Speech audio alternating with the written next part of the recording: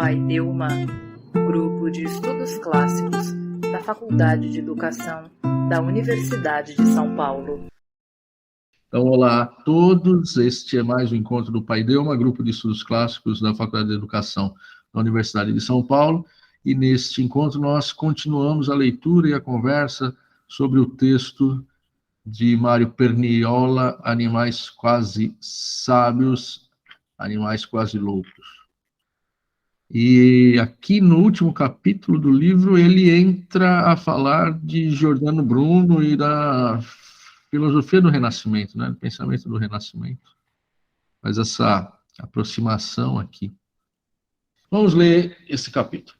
É possível ao homem estar à altura do animal quase louco? Se os termos opostos da sabedoria e da tolice se perseguem sem trégua e se revezam um no outro, o homem não corre o risco de ser devastado por esse turbilhão? Se o cavalo Pégaso e o asno Silênico não são radicalmente diversos como pareceria à primeira vista, mas são mantidos próximos, pelo menos na relação de oposição que os constitui, pode o homem ir além da sabedoria e da loucura deles?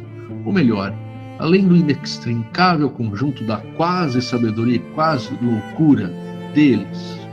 A minha questão é a seguinte: está falando do animal quase louco. Isso aí é uma novidade aqui, pelo menos para mim, que faço esse salto de não ter participado do encontro passado, porque o animal era quase sábio e agora é quase louco. Como é que é isso? Vocês lembram? No último encontro, nós lemos o capítulo todo e o autor faz uma comparação entre o pensamento dos antigos, e ele usa o estoicismo como exemplo, que seria esse pensamento que se mantém, que se constitui pelo assentimento firme e constante sempre, né? Onde não existe mudança, e o pensamento dos modernos, que seria um pensamento baseado em mudança. Ele até usa o termo enantiodromia, que seria essa constituição por oposição dos contrários. É essa natureza do pensamento moderno de se constituir por meio da mudança. Ele cita esses exemplos do Erasmo e do Giordano Bruno, alguns textos em que a mudança aparece no texto para exemplificar esse pensamento moderno. O asno silênico, que pede para ser aceito na Academia dos Pitagóricos, então é um asno que passa a ser um sábio. E o cavalo Pégaso, que passa a ser Aristóteles. Então ele dá esses exemplos de mudança no pensamento moderno. Porque na antiguidade o animal era quase sábio, e parece que na modernidade ele é descrito como quase louco, não como quase sábio. Não é isso? Ao mesmo tempo que ele coloca o animal na modernidade como quase louco, é um animal que é louco e sábio ao mesmo tempo, porque se transforma. E aqui tem essa frase, né, que deixou todo mundo um pouco confuso: os dois polos de uma loucura que é a sabedoria e de uma sabedoria que é loucura. Tem uma questão, lá no último parágrafo da página 23, voltando um pouquinho, aqui fica clara a diferença entre o pensamento antigo, cuja aspiração está orientada pela manutenção a todo custo da firmeza do logos, então seria o assentimento, né? E o pensamento moderno, cujo acento recai na enantiodromia do logos, a tendência a inverter as próprias determinações opostas umas nas outras. O senhor concorda que o pensamento antigo como um todo pode ser caracterizado como essa aspiração de manutenção a todo custo da firmeza do logos? Porque, lendo isso aqui, me vem na cabeça Heráclito, e a harmonia constituída por meio da oposição dos contrários. De fato, lemos isso em Heráclito. A oposição dos contrários, como o arco e a lira, no mesmo rio entramos e não entramos, somos e não somos, etc. No entanto, o próprio Heráclito, no fragmento 50, se eu não me engano, vai dizer: não de mim, mas do Logos, tendo ouvido, é sábio homologar, tudo é um. Isso quer dizer o quê? Que a firmeza do Logos é a firmeza da explicação, por assim dizer, é a firmeza da apresentação do mundo que é regido por uma norma, por uma lei que, por ser norma e por ser lei, permanece inalterável. Então, ainda que ocorra uma relação de oposição entre elementos para constituir a unidade, essa unidade é dada pelo logos. Eu penso que aqui, então, a manutenção a todo custo da firmeza do logos é diferente da manutenção a todo custo da firmeza do ser, por exemplo, no sentido parmenídico. Uma coisa é a norma que diz o que é o mundo, a norma que diz o que é o ser. E aí essa norma, no sentido de Parmênides, vai dizer que o ser é imutável. No sentido de Heráclito, vai dizer que o ser é mutável. No entanto, em ambas, trata-se do ser. E é o discurso quem afirma o que é o ser. Aristóteles, na Metafísica, vai fazer uma crítica a Heráclito, ou pelo menos, se não uma crítica, uma observação importante. Quando nós pressupomos a mudança como princípio da realidade, ainda assim é preciso conceber uma substância, um substrato, um hipokeimenon, que permanece idêntico para que a mudança ocorra.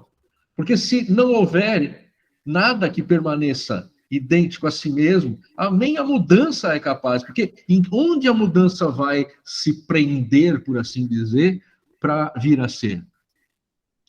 Claro, não é isso, eu sei que não é isso o que você está falando, e nem é isso que a gente está falando. Só estou dando um exemplo do modo como nós poderíamos pensar essa firmeza do logos. A razão nos diz o que é o ser, nos diz o que é o mundo, nos diz o que é o real. E ainda que esse real seja constituído por um jogo de oposições. Eu interpretaria dessa maneira, Vitor. Não quer dizer que eu esteja certo. A isso que você falou acerca do Heráclito, eu só queria acrescentar uma observação feita pelo Casertano, que me parece muito pertinente. Se a gente entende o logos como a bússola, o guia do humano, o logos é aquilo que permite ao homem manter-se a si mesmo na dinâmica própria do devir. Portanto, nesse sentido, quer dizer, o logos é aquilo que, ao mesmo tempo que perpassa o ser, que atravessa o ser, que está presente nessa dinâmica, é aquilo que também permite a nós, homens, compreendermos e, portanto, nos inserirmos nessa dinâmica. Ele está falando isso a propósito de uma observação do pensamento moral, de uma ética heraclitiana, assim. Não, eu acho que vai no sentido daquilo que ele estava falando. Eu concordo. Porque apesar do texto falar dessa enantiodromia, né, que nós fomos ver que é essa, digamos, a harmonia que nasce dos opostos, ou pares simétricos que se constituem para estruturar, né, a realidade. Talvez, e aí voltando a retomar a pergunta do Vitor por outro ângulo, nós poderíamos até pensar que, rigorosamente falando, o uso que o autor faz da enantiodromia aqui não é dos melhores, né? Porque parece que ele opõe a enantiodromia de Heráclito a essa firmeza do logos. Mas Heráclito também acredita na firmeza do logos. Não acredita, ele postula a firmeza do logos. Um logos capaz de dar conta da realidade. O fragmento 50 é claro.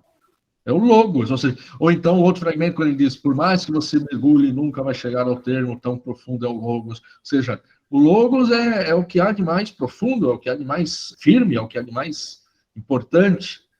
Então, aqui, quando ele fala o pensamento moderno, o acento recai na oposição, né, entre elementos que constituem o ser. E isso não necessariamente está em contradição com a firmeza do logos. Uma segunda parte que eu li da definição de enantiodromia, que, embora faça uma referência a Heráclito, vai falar de um mecanismo de compensação psíquica, segundo a qual um pensamento extremo tende a ser o oposto. Os extremos se tocam, né? Na verdade, eu acho que nessa ideia de uma compensação psíquica, é mais uma coisa comportamental, assim, psicológica mesmo. Isso que eu estou pensando. Um ódio muito exacerbado esconde um amor. Eu acho que é mais assim, alguém que odeia muito profundamente tende a amar. Muito profundamente também? Isso. Ah, tá. mas não o mesmo objeto, né? Ou a mesma pessoa. Aí eu teria que estudar esse negócio. A definição de canto de página aqui, efeito mola, como diz o Cassiano, termo técnico. Quando você falou, eu pensei no Ouroboros, aquela cobra que come o próprio rabo. Eu lembro de um amigo meu, um anarquista, e quando eu falo anarquista, assim, teórico anarquista mesmo, e participante de grupos anarquistas, e ele me falou isso, eu achei muito legal, ainda mais vindo dele. Ele falou assim, que no coração de todo anarquista mora um totalitário. Então é um pouco isso, o sujeito totalitário luta talvez com o desejo de desordem, o desejo de, não sei, quanto que o contrário, um anarquista talvez o que ele queira é não o fim da ordem, mas a instauração de outra ordem, não sei. Eu pensei nisso, nesse sentido de compensação. Também ligando esse efeito mola ao qual o Cassiano faz menção com o que nós já havíamos lido antes, a ideia de que, enquanto que, para o pensamento antigo, a fixidez, a permanência, a estabilidade era um valor, porque, mesmo no caso de Heráclito, os acordes da lira ou a flecha disparada pelo arco só são possíveis porque há uma estabilidade, seja na lira, seja no arco, formada pela tensão dos contrários, mas, por exemplo, a República de Platão, a ideia é a esperança de se constituir um modelo de Estado que não seja perecível, que permaneça. No período moderno, há um elogio do novo, da novidade, da transformação, da modificação. A estabilidade é vista como algo não necessariamente, ou não mais como algo positivo. E é engraçado porque para isso também tem um fragmento de Heráclito, aquele que diz que se você não mexe o mingau, ele estraga. Essa ideia de que é necessário o movimento também, tá? Parecendo ir no sentido contrário disso que a gente está falando. Então vamos lá. Essas questões podem ser dirigidas ao último dos diálogos italianos de Giordano Bruno, Dos Heróicos Furores, de 1585, cujo próprio título alude a experiências extremas e irreversíveis. Certamente, o neoplatonismo indicou um caminho de emancipação de todas as formas de animalidade em um movimento ascendente ininterrupto rumo ao inteligível, à ideia, à beleza divina, da qual a beleza animal e humana é apenas a prefiguração. Esse movimento ascendente também se encontra na base do amor cortês e do petrarquismo, mas Bruno refuta esse caminho, porque o neoplatonismo não possui uma compreensão satisfatória do conflito. Ele termina estando não acima, mas abaixo do animal quase louco. Por um lado, desvaloriza o mundo sensível. Por outro, pensando como metáfora do mundo inteligível, faz concessões demais a ele. Segue daí uma concepção da condição animal e da animalidade no homem mitigada demais, frágil demais. Vamos parar por aqui. Então, Dos Heróicos Furores, de Giordano Bruno, Thor coloca o neoplatonismo como o contexto em que essa obra de Giordano Bruno aparece, e contra essa obra Bruno vai se colocar. Por quê? O neoplatonismo desvaloriza o mundo sensível, mas ao mesmo tempo pensa o mundo sensível, esse mundo que nós estamos, como uma metáfora, como uma imagem do mundo inteligível. E aí, ao fazer isso, faz muitas concessões ao mundo sensível. Uma concepção, então, animal e da animalidade no homem, frágil demais, porque não é nenhuma coisa nem outra. Pelo menos foi isso que eu entendi nesse trecho. Fala do amor cortês aqui, esse amor idealizado, esse amor que não se realiza mesmo, né? Um amor que não é menos perfeito por não se realizar.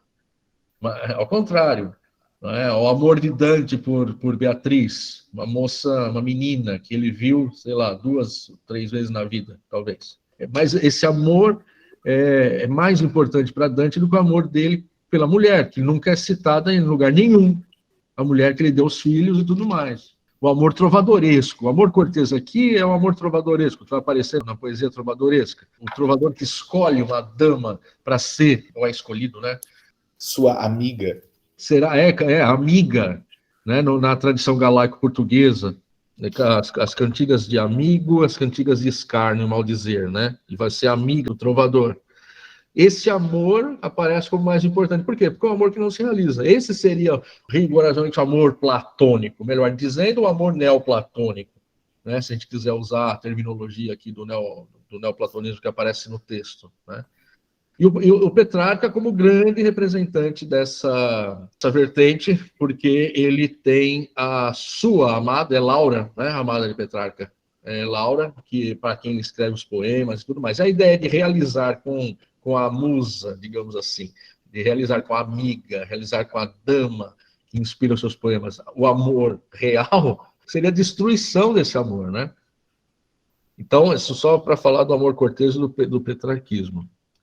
Pois é, me parece que o autor, na medida em que identifica essa postura, vamos dizer assim, com o neoplatonismo também, ao afirmar que o homem, ou que melhor, que ele está abaixo do animal quase louco, é como se essa condição fosse uma condição que diminuísse o humano, na medida em que nos afasta de qualquer realização sensível, empírica, no mundo, né, imanente, e também nos condena a uma transcendência, enfim, que de certo modo não orienta, não pauta a vida de fato, a vida imanente. É como se nós, então, abandonássemos a nossa condição de animal, mas ainda assim, como humanos, estivéssemos abaixo daquilo que é o ideal, né? Eu concordo, eu concordo. Eu acho que o segredo está aqui no termo mitigada, né? Ou seja, segue-se daí uma concepção da condição animal e da animalidade no homem mitigada demais. Ou seja, o que é a mitigação? É a tentativa de compor um meio termo, e esse meio termo não nos dá o pior dos dois mundos, o pior das duas condições, né? Vamos lá. Bruno não se abstém jamais do confronto com a dureza e com a aspereza do mundo real. Sob esse aspecto, dá continuidade ao estoicismo antigo, e não por acaso se tornará o modelo dos Rifoto e dos libertinos do século XVII. Como explica na premissa, o corpo feminino não pode jamais tornar-se a metáfora de algo divino, pois conserva a dimensão animal, ou melhor, bestial, de modo que está barrada a sobreelevação estética que transforma o sensível em suprassensível e faz da beleza uma via de acesso ao mundo hiperurânico, ou seja, mundo hiperurânico. O que é isso? O mundo além da Lua, né? É o mundo divino, o mundo hiperurânico. Nós vivemos no mundo hipourânico, ou no mundo sublunar, abaixo do céu, hiperurânico acima do céu, né? Para trás do céu, da abóbora celeste. Então, aí que tá. A ideia de que eu posso, por meio do meu amor a um corpo de mulher, ser capaz de ultrapassar essa condição do mundo sensível em direção ao suprassensível, para Giordano Bruno, não faz sentido. Por quê? Porque a mulher conserva a dimensão animal, ou melhor, bestial. Notem, aqui, nesse momento aqui, não sei o que vem depois, tá? Mas nesse momento não está fazendo nenhuma crítica à mulher. Podemos entender que os homens também são, tal como as mulheres, a mesma coisa. Preservamos a nossa condição animal ou bestial. É que ele está falando do amor cortês. Ele está falando do petrarquismo. O que é o petrarquismo, o amor cortês? É considerar que você alcançaria um amor do suprassensível a partir do sensível, a partir do amor que você tem por uma dama, por uma amiga, por uma musa inspiradora, que é um ser vivo, um ser humano. As mulheres que não possuem outra virtude além da natural não são deusas. Não abrem uma via de acesso ao divino maior do que aquela aberta por uma mosca, por um brutamontes ou por um asno. A bela alma neoplatônica não consegue responder ao desafio proveniente do animal quase louco, pois deseja conciliar o inconciliável e apaziguar-se uma doce fantasia. Mas o animal quase louco está sempre em movimento, e ora segue numa direção, ora na direção oposta, sem se importar com a coerência ou com a constância. Eu apontaria isso aqui. A ideia da bela alma, a ideia de que nós seríamos capazes de alcançar, por meio do amor a um ser humano, ou seja, um animal, um tipo de amor suprassensível, ou seja, um amor especialmente refinado, superior, próximo do mundo inteligível, próximo do mundo das ideias, essa esperança para Giordano Bruno não existe. Por quê? Porque você não conseguiria superar a condição de origem, que é a condição de amar o ser humano, que é um animal, que é um ser bestial, né? Como ele coloca aqui. Parece que é isso, mas não é isso. Eu também tenho dificuldades com esse texto. Eu acho que, por vezes, ele é desnecessariamente barroco. O meu interesse é ver como esse autor utiliza o pensamento antigo para falar do nosso tempo aqui. E aí, como é que resolve esse problema? Como é que se enfrenta o desafio do animal quase louco? De acordo com Bruno, existem apenas duas possibilidades para enfrentar dignamente o desafio do animal quase louco: a ataraxia e o furor heróico. O primeiro caminho é o do anti-animal, isto é, do não sentir. O segundo é o do devir animal, do sentir tudo. O primeiro está associado ao ensinamento de Epicuro, o segundo ao mito de Acteão. Olha só que aparece aqui, aparece Epicuro, que é, por assim dizer, o adversário do pensamento estoico, ainda que, no final das contas, aquilo que eles querem alcançar é muito parecido, né? Um propósito final. A ataraxia consiste em alcançar um ponto intermediário, um estado de indiferença, no qual os contrários não tenham mais a possibilidade de se apoiarem e de se alimentarem mutuamente. Isso é alcançado por eliminação progressiva, reduzindo-os ao mínimo. O ponto de chegada é o ser minimamente alegre e minimamente triste, o suportar com firmeza, sem sentir os incômodos, o encontrar o meio termo das coisas, que restringe ao mínimo as determinações opostas. Então, a ataraxia seria uma posição em que sentiríamos o mínimo possível, para o bem e para o mal.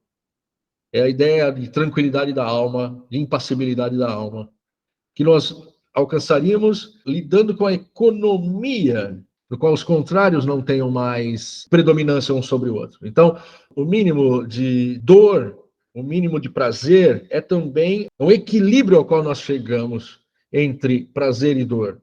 Esse mínimo, essa ataraxia, essa tranquilidade da alma, nós alcançamos quando somos capazes de fazer essa economia dos afetos, dos prazeres, dos sentidos, das impressões, né?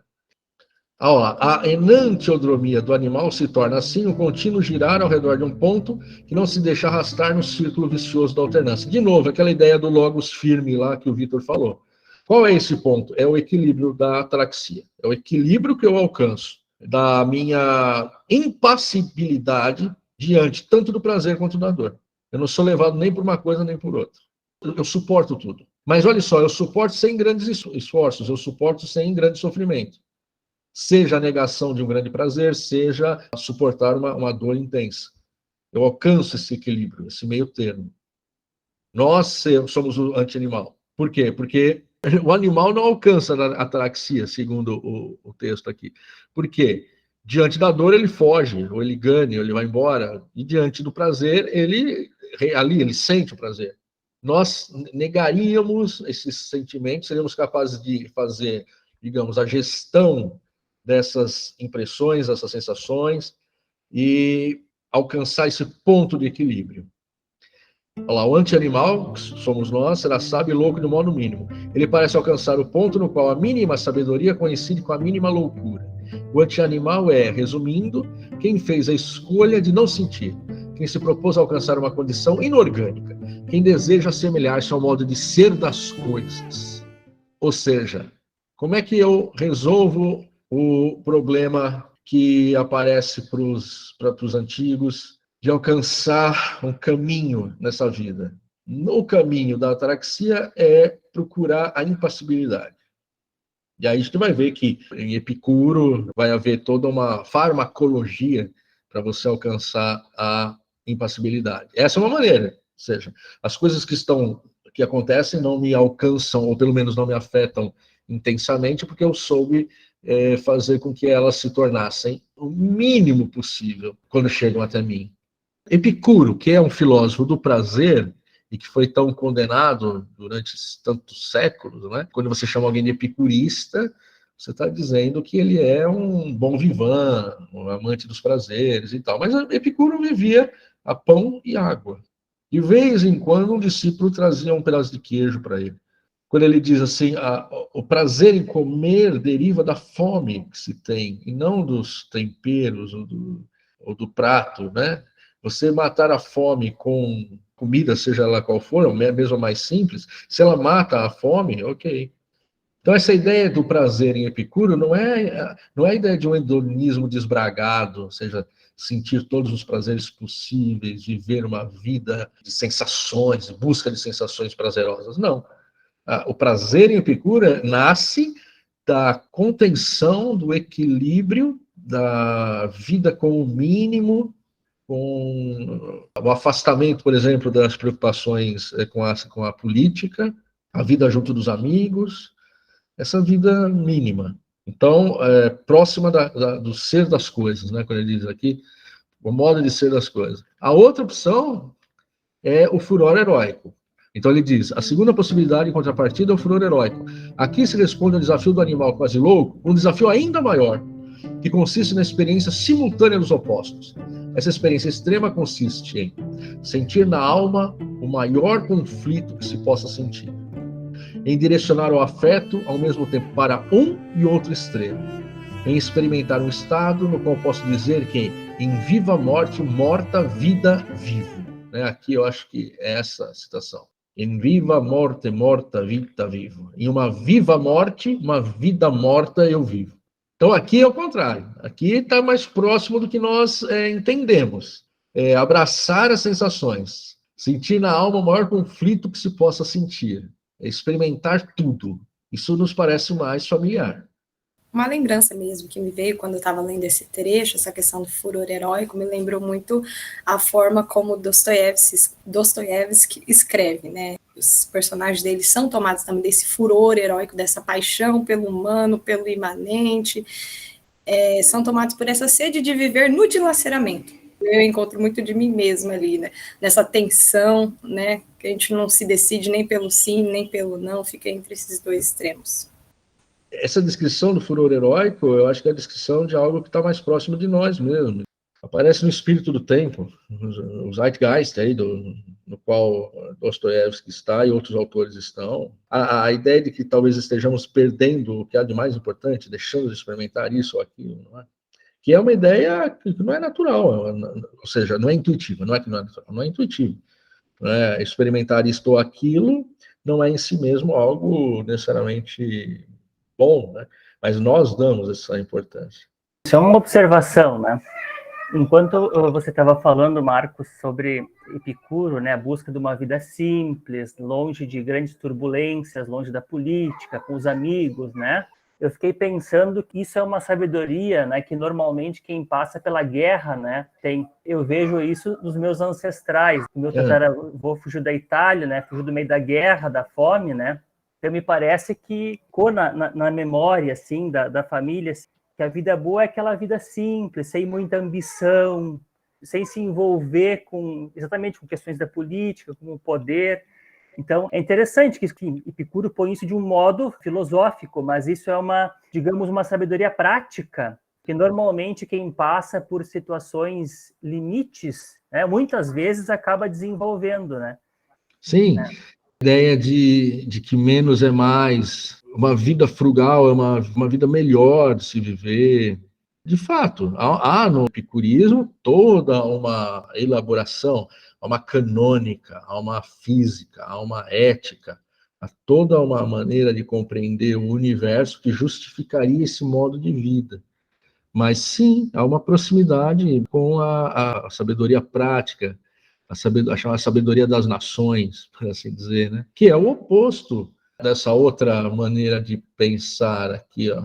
Alguém que vive o furor heróico é alguém que nós conhecemos no nosso mundo e faz parte, digamos, das figuras com as quais nós lidamos. Agora, quem vive a vida de um epicureu, mesmo se não quisermos do epicureu, pode até ser de um sábio estoico, esse, por incrível que seja, nos parece mais deslocado em relação ao nosso tempo do que o outro.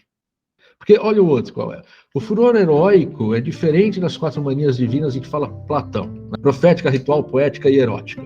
Enquanto esses estados de possessão têm um caráter de passividade, consiste em oferecer a própria língua a um saber que vem de fora, ou seja, essa mania ou loucura, nas 4 modalidades das quais Platão trata, aparece antes como uma possessão, né? A divindade, de algum modo, entra no sujeito e ela fala pela boca do sujeito. É como se o sujeito, a pessoa, fosse o cavalo da divindade. Há uma diferença do caráter passivo, olha só, continuando no texto. O furor heróico é ativo e essencialmente filosófico. Ele aguça os sentidos de quem está habituado e apto à contemplação, de quem possui um espírito lúcido e intelectual, e o induz a falar não como um mero instrumento de algo superior, mas impelido pelo fogo do desejo da própria faculdade cognitiva, tornada mais clarividente do que de costume. Então é o próprio homem que fala. Essa já é uma grande diferença em relação ao mundo antigo. No mundo antigo, tudo que era bom vinha dos deuses, assim, no sentido, tudo que o belo, de algum modo, estava conectado à divindade. O sábio, de algum modo, procurava uma conexão com a divindade, com o saber divino. Agora não, agora é o homem, é a pessoa quem vai falar pelo desejo, pelo seu próprio desejo, impelido a agir, a falar, impelido pelo fogo do seu desejo e da sua razão. O importante é a centralidade na figura da pessoa, na figura do indivíduo, sujeito. Continuando o texto. Por isso, enquanto as possessões são como o asno que carrega o sacramento, os heróicos furores são coisas sagradas em si mesmas. Essa clareza não diz respeito apenas ao externo, mas conduz também a uma profunda consciência de si mesmo. O furioso é, de fato, perfeitamente consciente da própria loucura, mas nem por isso capaz de se corrigir. Pelo contrário, compraz-se na própria dor e ama mais o fogo do que o refrigério, mais a chaga do que a saúde, mais as correntes do que a liberdade. Bruno vai além de tal maneira, seja da sabedoria estoica, para a qual é impossível desejar aquilo que se considera vício, seja da super sabedoria de Erasmo, que coloca o amor a si mesmo na base de toda a ação. O furioso, de modo algum, ama a si mesmo. Despreza o presente e, no fundo, é animado por uma pulsão autodestrutiva, diferentemente do animal quase louco, cuja loucura relativa consiste numa relação de conformidade e de cumplicidade com um mundo contraditório e incoerente. O furioso é verdadeiramente louco. Eu estava pensando que um personagem que parece encarnar os dois modelos é o Odisseu, né? Por conta dos momentos em que ele fica preso nas ilhas, né? Seja na ilha de Calipso, seja na ilha de Circe, onde parece que ele rola uma ataraxia. Então fala, vamos, né, fazer uns negócios aqui, tá divertido, não vamos pensar muito no furor heróico. E depois, no momento que ele fala, não, agora vamos para acabar, vamos quebrar o negócio, aí taca de novo, né? E também tem uma certa coisa autodestrutiva também, né? Inclusive, por exemplo, a famosa passagem que ele se amarra no mastro, né? E aquela coisa do tudo ou nada que ele vai para o final, né? Que é basicamente assim, a chance de dar erro é muito grande, mas no final dá certo, mas que é uma tática meio suicida o que ele faz, e ao mesmo tempo ele passa os seus momentos plácidos, né, na ilha de Calipso e tal. Eu achei interessante, porque o Ulisses, o Odisseu, é um personagem muito bem quisto pelos neoplatônicos, né? Os neoplatônicos leem a Odisseia como uma grande metáfora espiritual e filosófica e tudo mais, né? E aí, assim, acho que isso tem um pouco a ver com o Giordano Bruno também, né? Por quê? A ideia de que Giordano Bruno era um neoplatônico, não era? Sim. Então, assim, é um personagem muito fascinante, mas muito confuso também, né? Eu vou pelo que é estabelecido como neoplatonismo e falo, bom, ele deve pensar mais ou menos assim, assado, porque o neoplatônico pensa assim. E aí eu acabo vendo que não é bem o caso, né? Pelo que o Mário Perniola está apresentando no texto, eu acho que eu me enganei em algumas coisas que eu comentei sobre a crítica que ele faz de Aristóteles ser feita a partir de um ponto de vista idealista e platônico. Eu não tenho certeza mais sobre isso, porque, bom, esse texto me confunde muito. Mas eu acho que tudo aqui parece que está dentro de uma mesma referência, né? Esses vários elementos e tal, essa enantiodromia que Jung trata, né? Eu acho que é um conceito muito interessante, porque você está falando desses impulsos contrários do animal, que o estoicismo, inclusive, parece que tenta dar um fim, né? Dar um fim no sentido de pacificar com essa ataraxia.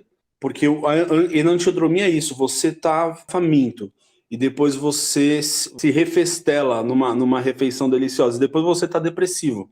Ele também apresenta, pelo que eu entendi, o Giordano Bruno também apresenta uma espécie de enantiodromia, que é essa oposto entre a ataraxia e o furor heróico. Eu penso, não sei o que você acha, Cassiano, mas eu penso que essa descrição aqui do Furioso é a descrição também do Giordano Bruno. Quando a gente lê aqui, ó, ele prefere mais o fogo do que o refrigério. Aqui, ó.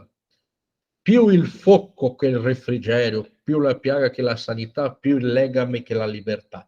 Olha só, o Giordano Bruno morreu queimado, né? Eu pensei nisso. É a figura do louco. Giordano Bruno é o próprio louco aqui. Segundo, eu penso que talvez o Mário Perniola não seja o nosso melhor guia para entender Giordano Bruno.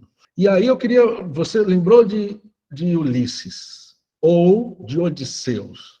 O termo Odisseus é um termo que está ligado a uma raiz que significa odiar. Isso é interessante também.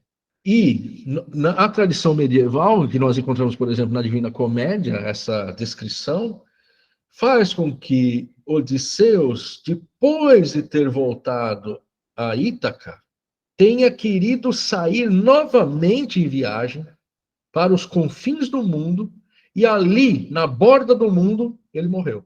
Ele teria caído na borda do mundo. De novo, a favor dessa sua interpretação, ou seja, ele chega em Ítaca, ele está com Penélope, ele alcançou o termo, mas não, ele precisa navegar. Ele navega até o fim do mundo, e lá no fim do mundo, como a Terra é plana... Fim do mundo! Né? Lá no fim do mundo, ele cai e morre. E é isso que é contado para Dante Alighieri na Divina Comédia. Ele está lá num dos círculos do inferno lá. E essa coisa da incoerência de Giordano Bruno é conhecida até dos seus estudiosos, a dificuldade que você tem de, digamos, formar sistema do pensamento dele, né? Eu estava pensando aqui, voltando um pouco na questão da ataraxia, eu fiquei pensando numa ressonância que me ocorreu com a tradição do yoga, mais especificamente com um texto que agora é um pouco controvertido se ele tinha tanta importância assim. Isso é um estudo que surgiu recentemente, mas se ele tinha tanta importância assim para a tradição do yoga quanto foi dado desde a recepção dele, acho que foi no século XVIII ou XIX no Ocidente, mas enfim, que são os Yoga Sutras do Patanjali. Mas há uma preocupação muito grande nos Yoga Sutras com o domínio dos opostos. Então, mas não se fala alguns textos traduzem como prazer e dor, mas certos textos são traduzidos como desejo e aversão, ou apego e aversão. E o curioso é que aí, depois que se constata isso, aí é prescrito um caminho, que é chamado o caminho dos 8 passos, que começa com observâncias e restrições. Então, vamos dizer que seriam os preceitos éticos, aquilo que se deve fazer e aquilo que não se deve fazer. E aí, depois, com o que nós chamamos de posturas do yoga, e só abrindo parênteses, o yoga moderno, né, o yoga ocidentalizado, dá importância só para isso, né, porque a gente vê nas posturas, que agora virou malabarismo. Mas esse caminho das observâncias e das restrições, seguida das práticas, vamos dizer, psicofísicas, e em seguida, que são chamadas asanas, em seguida do controle da respiração, que é a tradução frequente para pranayama. Depois para a prática que em sânscrito é chamada de pratyahara, que é a restrição dos sentidos. E depois as práticas de concentração e meditação e libertação são práticas que reunidas, né, são oito, vamos dizer, sequências, para justamente obter esse objetivo de libertação desse estado, dessa condição humana de apego ou aversão. Isso exigiria um grande trabalho, mas eu fiquei pensando, o mesmo retorno para essa questão de sofrimento, de constatação de como nós somos levados para um ou para outro, para o desejo ou para o apego, e como obter esse equilíbrio, que para um yogi, praticante de yoga, se acreditava que o controle do corpo tem uma influência no controle da mente, e vice-versa. E aí eu também fiquei pensando no Hadot, no Pierre Hadot, em certas passagens do que a filosofia antiga e nos exercícios espirituais, em que ele especula muito rapidamente sobre as origens dos exercícios espirituais, e faz até menção ao Mircea Eliade e alguns estudos que tentam procurar uma relação com as práticas xamânicas. Porque para o Mircea Eliade o yoga derivou de práticas xamânicas, práticas psicofísicas também, que poderiam ser consideradas, mas que o Hadot acaba concluindo que deveria ser feito um estudo mais cuidadoso disso. Aqui eu estou especulando alto, mas se de repente não haveria algo nesse sentido. Só para fazer um paralelo com uma outra cultura, uma outra civilização que também teve essa preocupação, mas propôs um caminho, mas tem realmente paralelos. Não, assim, a gente está falando da filosofia helenística aqui, estou falando de Epicuro. É bem provável não, é certo que houve uma conexão, a partir das conquistas de Alexandre na Índia, houve uma conexão entre o pensamento dos indianos e o pensamento dos gregos. Nós sabemos isso. Por exemplo, Pirro de Elis, o cético, ele participou do exército de Alexandre, ele foi até a Índia e voltou. E nós temos descrições nos textos gregos de yogis, chamaríamos de yogis, que esses gregos encontraram nas suas andanças pela Índia. Então, houve uma conexão entre esses saberes. Há também a possibilidade de um mesmo terreno comum. Nós estamos falando da Índia, cuja língua sagrada, pelo menos, é o sânscrito, que é uma língua indo-europeia, tal como o latim, tal como o grego. Então, podemos pensar que o panteão dos deuses hindus é assemelhado, ou tem paralelos com o panteão dos deuses gregos e dos deuses romanos também, e nós podemos pensar em inúmeros paralelos possíveis acerca dessas culturas. No Ocidente, talvez fomos por um caminho, na Índia, não. É curioso, a Índia, ela continua tendo a sua religião e as suas práticas sociais em conexão, ainda que não sejam talvez exatamente as mesmas, mas em conexão viva com a sua antiguidade. Os deuses hindus são os deuses que, no templo de Sócrates, eram cultuados na Índia. Enquanto que nós, se nós aqui é apenas retórico, porque esse nós não existe rigorosamente falando, mas no mundo dito ocidental, o que há é uma mistura, uma dominância de deuses e de culturas, de práticas, de instituições umas sobre as outras, né? Então, eu penso que há uma conexão, sim, entre essas. E eu apostaria tanto num fundo comum, quanto numa conexão entre o pensamento grego e o pensamento indiano, provocada pelas conquistas de Alexandre. Eu acho que funcionaria assim. E a ideia do xamanismo há um livrinho, bem, Os Mestres da Verdade na Grécia Arcaica, do Etienne, e um livrinho que eu acho legal também, que é O Nascimento da Filosofia, do Giorgio Colli, em que ele apresenta claramente essa tese de que a filosofia nasce da mania, nasce da loucura, e isso quer dizer que ela nasce das práticas mânticas ou práticas xamânicas. A filosofia como anseio de se alcançar essa condição do sábio xamânico, né? O Principio Sapienti também do Comfort, né? Timor Domini Principium Sapientiae. Ou seja, o temor de Deus é o princípio da sabedoria. A ideia do Comfort. A filosofia não surgiria como uma ruptura. Não é uma ruptura ao mito de um lado e a razão do outro. Não. Mas ela surgiria desse mundo.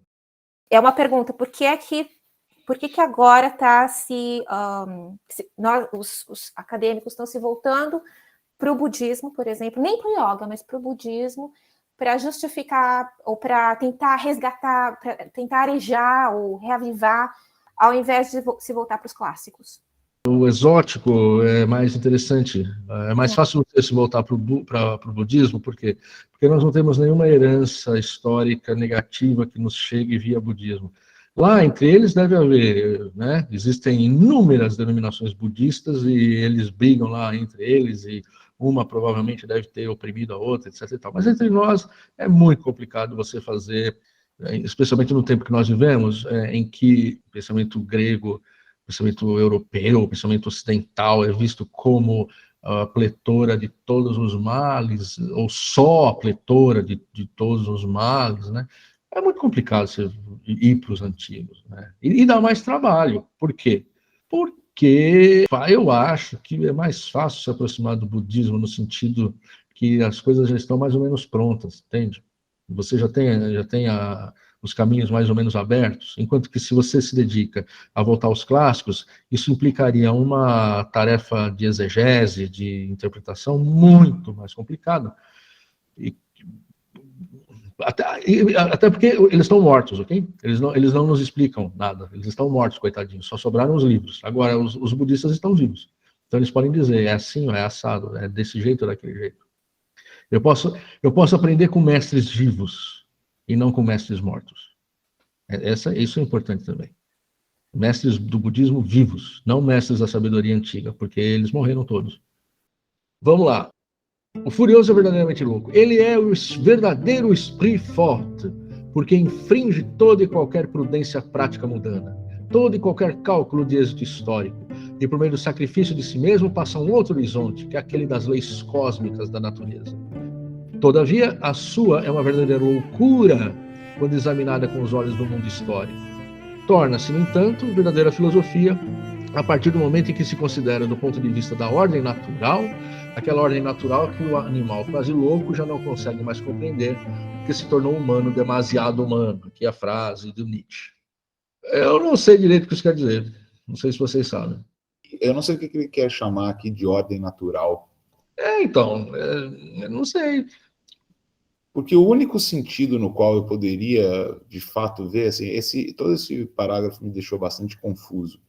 O furor heróico, como é que ele, de algum modo, torna-se verdadeira filosofia, eu me pergunto. Talvez, me parece, né, apenas no sentido de que a filosofia se traduzisse aqui para o Perniola como uma busca que não chega a termo, como um espírito de curiosidade, como um espírito sabe, como um taumatzen, assim, de fato, um assombrar-se diante do mundo, de modo que o sujeito recusa qualquer escolha na medida em que uma escolha é a recusa de uma outra alternativa. Então, o embate aqui parece entre aquela ideia da fixidez do logos, do assentimento, no seguinte sentido: a virtude, nessa perspectiva, se a busca da virtude, ou a vida virtuosa, se traduz no assentimento, na firmeza, no ser capaz de recusar tudo aquilo que não te faz bem, mesmo que seja prazeroso, agradável. Ao passo que, do outro lado, esse furor heróico me parece muito, muito mesmo assim, uma negação de si, desse amor de si, e um lançar-se, tal como a Daiane tinha falado, numa vida cuja experiência se dá no dilaceramento dessa própria vida. Portanto, na negação de uma escolha que implica uma recusa. Eu não vou viver apenas de um modo, eu quero todos os modos. Eu concordo, mas isso não encaixa aqui, né? Pois é, mas aí tá esquisito. Ele está chamando isso de uma verdadeira filosofia. E de ordem natural, ponto de vista da ordem natural. Isso é a ordem natural. Que ordem natural é essa? Qual é a ordem natural que prega o ódio de si, ou seja, a preocupação, a falta de preocupação com si mesmo? Eu acho que esse furor heróico para o antigo seria a híbris mesmo. Aí você pode pensar, Alcibiades é um hibristes? Mas ele é aqueles sujeitos larger than life, né? Maiores que a vida. Ok, até aí eu acompanho. Só que, e posso até entender da verdadeira filosofia, essa é uma verdadeira filosofia, a filosofia do é melhor consumir-se que abrasar-se. Tudo bem, mas eu não entendo o resto, quando eu considero pelo ponto de vista da ordem natural. Mas tudo bem, gente, a gente não precisa entender tudo também, né? Vamos ver se o mito explica. O mito de Acteão, o caçador que após ter visto Ártemis nua, foi transformada por ela em servo e despedaçado pelos seus próprios cães no vale do lago Nemi, narra melhor maneira o que ocorre com o furioso. Acteão é o homem que, movido pelo desejo de verdade, torna-se o próprio objeto de sua busca, de caçador transforma-se em presa. Desde o momento em que vê a divindade nua, não ascende ao mundo suprassensível, como deveria ocorrer, segundo os neoplatônicos. Torna-se o próprio objeto de sua busca, de caçador transforma-se em presa. Desde o momento em que vê a divindade nua, não ascende ao mundo suprassensível, como deveria ocorrer, segundo os neoplatônicos, mas, muito pelo contrário, precipita-se no mundo das bestas, transformando-se em animal. Na natureza, diz Giordano Bruno, há uma revolução e um círculo pelo qual as coisas superiores se inclinam para as inferiores. Por força das vicissitudes das coisas, é necessário que elas se movimentem de baixo para cima, de cima para baixo, da escuridão ao esplendor, do esplendor à escuridão. Então, essa figura do Acteão, essa história é conhecida. Ele olha, ele quer ver Ártemis nua, ou seja, ele quer ver o que é proibido para ele, o que é tabu, e ao ver, é destruído. Essa imagem é muito comum em inúmeras culturas, e mesmo no mundo grego, isso aparece também na... Eu não vou lembrar, eu sou péssimo para lembrar nomes. Depois da Covid, então, aí... Tem Semele, por exemplo. Semele, né? Essa aí. Que quer ver... obrigado, Bruno. Que quer ver o amante, Zeus. Zeus, depois de uma noite especialmente agradável, ele diz, peça o que você quiser. E ela diz, manifeste-se a mim. E ele se manifesta, ela morre, ela desaparece, some. Porque o nume, a divindade, não pode se manifestar. Quando Deus passa por sobre Moisés, no Monte Sinai, é dito que ele coloca a sua mão sobre Moisés, para que ele não seja consumido. A divindade não pode aparecer, você não pode olhar a divindade. Mas o que tem isso a ver com a filosofia? Tem a ver com o anseio da filosofia, o anseio de alcançar um conhecimento que antes os sábios, de algum modo, por meio de certas práticas, e aí a gente entra na experiência do xamanismo e tal, conseguiam alcançar, mas com muito cuidado, com muita precaução. Como nós vemos no banquete, por exemplo, a divindade de Eros, você tem que se aproximar com muita precaução de Eros, tanto que o próprio diálogo coloca Eros distante, é um diálogo dentro de um diálogo, dentro de um diálogo, com inúmeras etapas antes de se chegar a Eros. Ainda você tem a figura de Diotima, essa sacerdotisa, ou seja, que vai iniciar Sócrates nos mistérios do amor, para que ele seja capaz, então, de se aproximar o quanto um homem pode, um ser humano pode se aproximar da divindade. Quando o homem rompe com isso, ele é destruído. Ao contrário do que os neoplatônicos pensavam. No entanto, os neoplatônicos não pensam... Aí que tá, para você alcançar esse saber ao qual os neoplatônicos se referiam, era necessário também um procedimento um percurso ascético, um exercício que levaria o sujeito até ele, não seria até esse conhecimento. Não seria alguma coisa que se desse de um momento para o outro e que a divindade se manifestava. Mas bem, continuando. O nosso trabalho iniciado com o filósofo cão conclui-se assim com o filósofo servo, tendo passado pela cavalidade aristotélica e pela asnidade acadêmica. Mas o filósofo servo não é um superanimal. A sua vida, na qual se somam a felicidade animal e a beatitude divina, na qual ele contempla o esplendor da natureza e a luz da divindade, dura apenas um átimo. Os cães o alcançam e o estraçalham com suas mordidas. A sua história termina com o dilaceramento, com o desmembramento, com o suplício e o martírio. O caso mitológico de Acteão prenuncia o caso histórico de Bruno. Em 399 a.C., a democracia ateniense tinha condenado Sócrates à morte. 2000 anos depois, o catolicismo condena Bruno à morte. O primeiro era considerado o mais sábio do seu tempo, o segundo provavelmente o mais louco.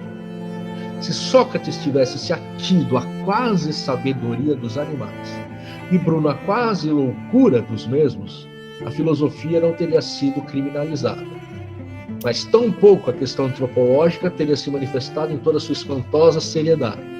Perguntar-se filosoficamente pela condição animal serve ao menos para entender que a maior contradição reside no interior da humanidade. Não sei direito o que dizer. Eu acho que o texto termina de uma maneira muito abrupta.